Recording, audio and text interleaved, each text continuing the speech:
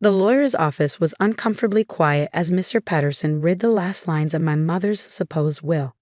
I watched my sister Olivia's perfect mask crack into a triumphant smile as she heard the words we'd all been waiting for. And to my eldest daughter, Diana, I leave nothing. Her choices and actions have proven she doesn't deserve any part of what I've built. Everything goes to my younger daughter, Olivia, who has always been the dutiful child I could rely on. My name is Diana Chin, and at 34, I was watching my sister's carefully orchestrated performance reach its climax. 3 months of preparation had led to this moment, and I had to admit, she played her part perfectly. Diana, Mr. Patterson said, his voice thick with rehearsed sympathy, your mother was very clear about her wishes. I know this must come as a shock. I kept my face carefully neutral, fighting back a smile. If they only knew what I'd discovered in Mother's study that rainy night in March. It's not a shock, Olivia interjected, her voice dripping with fake concern. It's been pulling away from the family for years. Mother was heartbroken about it. I thought about the real will safely stored in my safety deposit box along with documentation that would destroy not just Olivia's inheritance claims, but her entire carefully constructed facade of the perfect daughter. Is there anything you'd like to say, Diana? Mr. Patterson asked, probably expecting tears or protests. I stood up, smoothing my skirt. No thank you. Mother's wishes seemed quite clear. My calm response clearly wasn't what they expected. Olivia's perfectly plucked eyebrows drew together in confusion. Our family friends, gathered as witnesses, shifted uncomfortably in their seats. Well then, Mr. Patterson continued, shuffling his papers, we can proceed with the transfer of assets. Olivia, if you'll stay behind to sign some documents. I walked out of the office without looking back, but I could feel their stares. Poor Diana, they were probably thinking. Cut out of her mother's $50 million estate without a penny to show for years of family loyalty. If they only knew. 3 months earlier, I'd been working late in Mother's study. As her health declined, I'd taken over managing many of her business affairs, something that infuriated Olivia, though she'd never admit it openly. That night, I was searching for some old contract documents when I found something that changed everything. Tucked behind a loose panel in Mother's antique desk was a stack of papers that made my blood run cold. Bank statements showing systematic theft from Mother's accounts. Forged documents with poorly imitated signatures.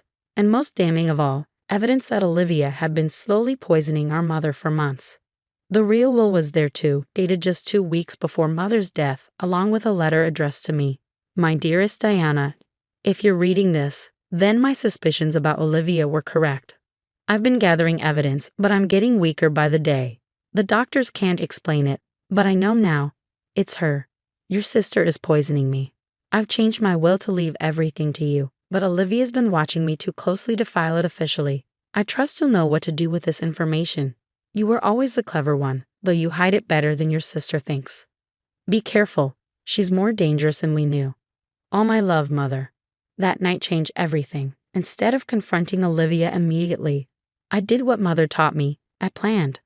I watched. I gathered more evidence. While Olivia played the devoted daughter, I documented every suspicious bank transfer, every mysterious payment, every unexplained withdrawal from Mother's accounts. I hired private investigators to track her movements and connections. Most importantly, I let her think she was winning. Now walking out of the lawyer's office, I pulled out my phone and sent a single text to Detective Sarah Martinez. It's done. She took the bait. My phone buzzed almost immediately with her response. Team in position. Meeting in 20. I headed to my car, catching a glimpse of my reflection in the window. I looked calm, composed, nothing like someone who'd just been disinherited. Mother would have been proud. The cafe where I met Detective Martinez was quiet this time of morning. She was already there, a thick file on the table in front of her. Your sister signed everything? She asked as I sat down. I nodded, ordering coffee from the hovering waitress. Every fake document exactly as we planned. Mr. Patterson played his part perfectly. He didn't have much choice, Sarah said grimly. Not after we showed him evidence of his involvement in Olivia's earlier schemes. That had been a shocking discovery. Our family's trusted lawyer, helping Olivia embezzle from Mother's accounts for years. But it had worked to our advantage. Facing serious criminal charges, he'd agreed to cooperate. How much time do we have before she realizes something's wrong? I asked. Sarah checked her watch. The bank should be calling her within the hour. All those accounts she thinks she's inheriting? Frozen. Every property she's planning to sell. Already transferred to your name, per your mother's real will. I sipped my coffee, thinking about the moment ahead when Olivia would realize her perfect plan had backfired. And the evidence of the poisoning? Rock solid. The toxicology reports confirmed everything. Your mother's tissue samples showed elevated levels of thallium, slow acting, hard to detect unless you're looking for it. We found traces in her makeup, her medications, even her favorite tea.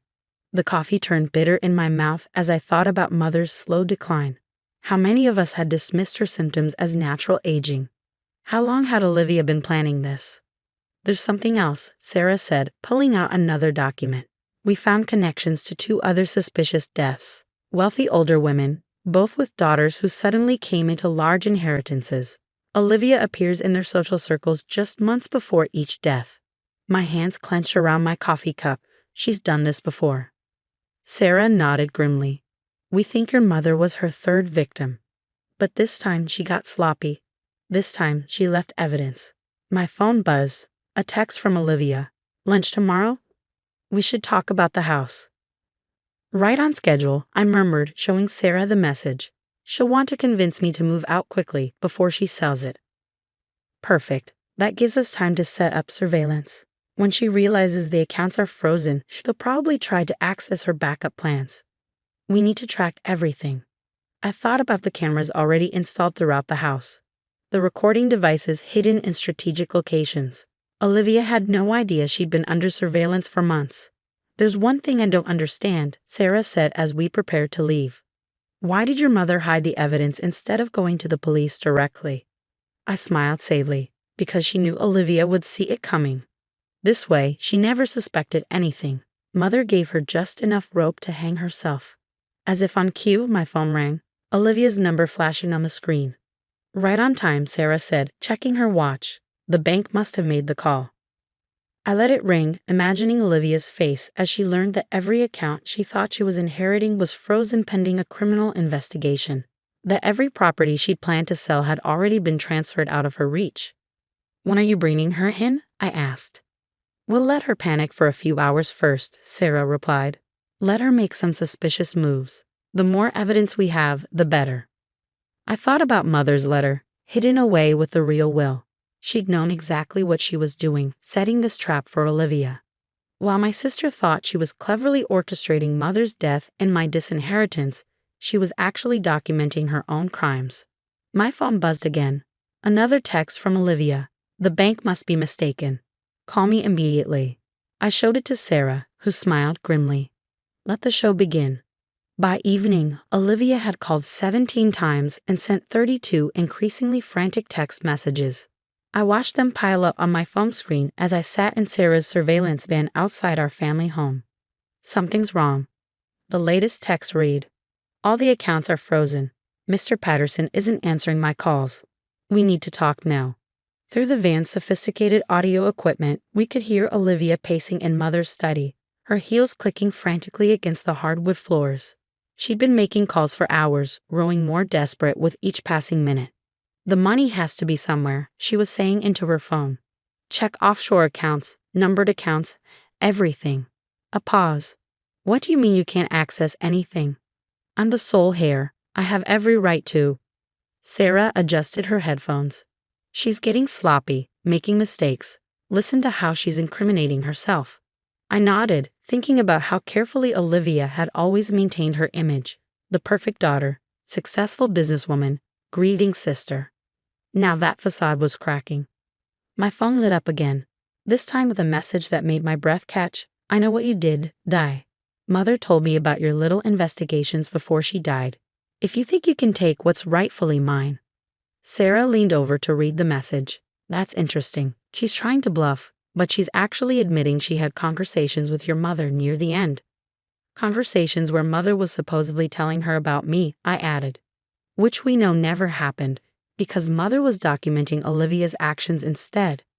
Inside the house, Olivia's voice rose sharply. The safety deposit box too. How is that possible? I have the only key. Sarah smiled grimly. She's just discovered her secret stash is gone.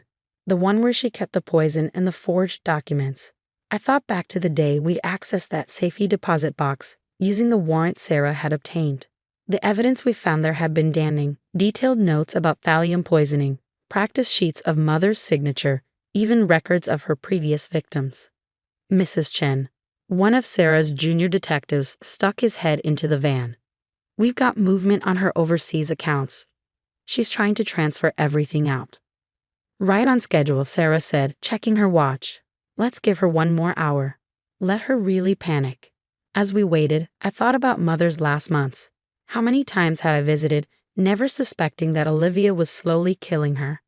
The mysterious symptoms, the constant fatigue, the mental confusion. We'd all attributed it to age and illness.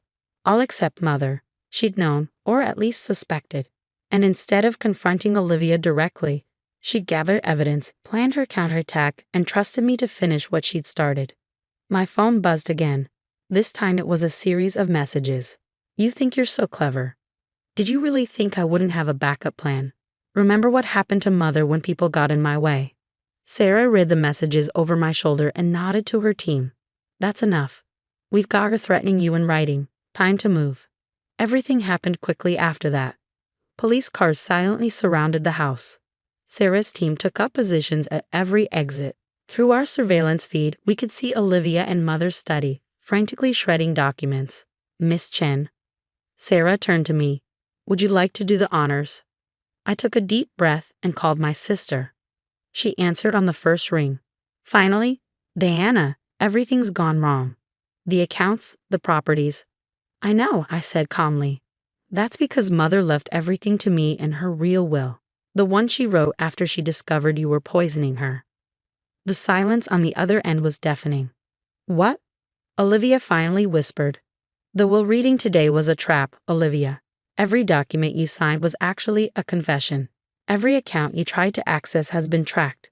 We know about the other women too, Mrs. Anderson and Mrs. Pierce. Did you really think you could kill 3 wealthy women the same way and no one would notice? You're lying, she hissed, but I could hear the fear in her voice. Check the window, I said quietly. I watched through the surveillance feed as she walked to the study window and saw the police cars. Watched her perfectly maintained composure finally shatter. You really should have paid more attention, I continued. While you were playing the perfect daughter, Mother was documenting everything. And after she died, I continued her work.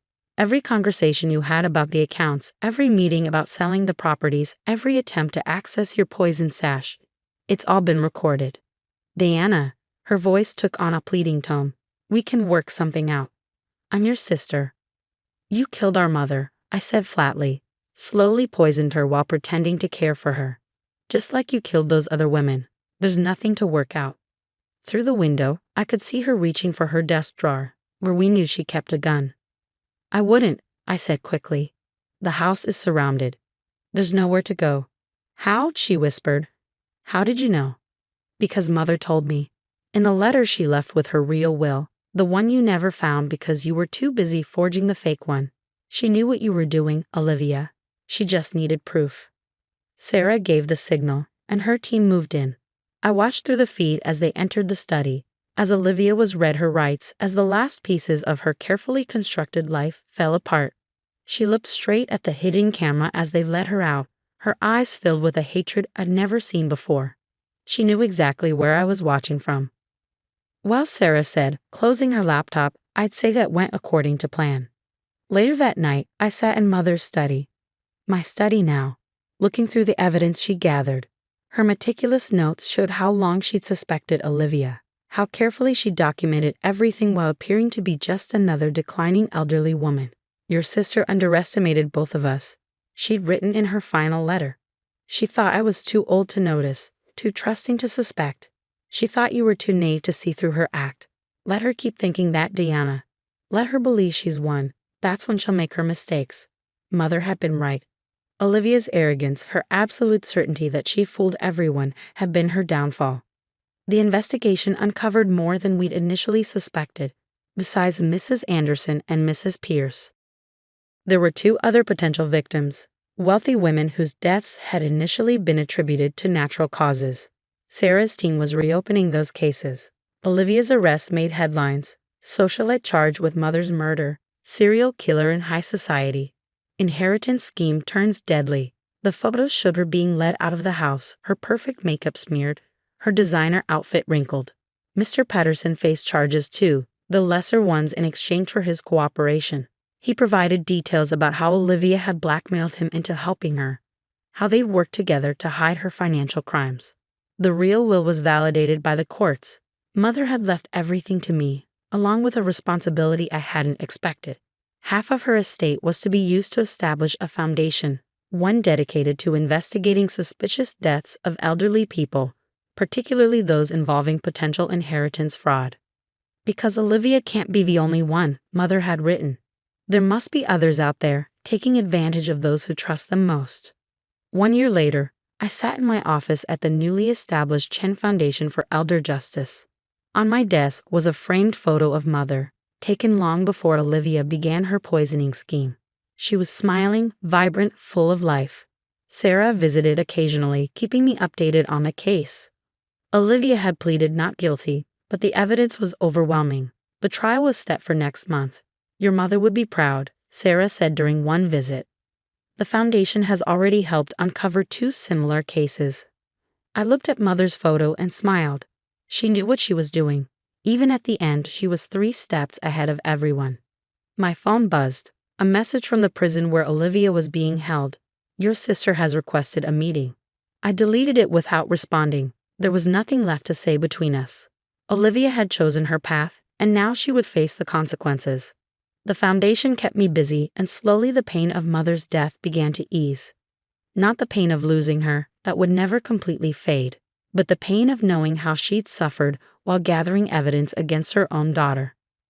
Sometimes I wondered if Olivia ever really loved any of us, or if we were just means to an end, sources of wealth to be eliminated when convenient. But those thoughts led nowhere useful. Instead, I focused on Mother's legacy. Not just the wealth she'd built, but the justice she'd sought even from her deathbed. She trusted me to finish what she'd started, to expose Olivia's crimes and protect others from similar fates. Every time the foundation helped another family uncover the truth about a suspicious death, every time we prevented another predator from targeting vulnerable elderly people, I felt Mother's presence. She turned her own murder into a trap for her killer, using her death to ensure that Olivia's crimes would finally be exposed. It was her final act of justice, and I was honored to carry it forward.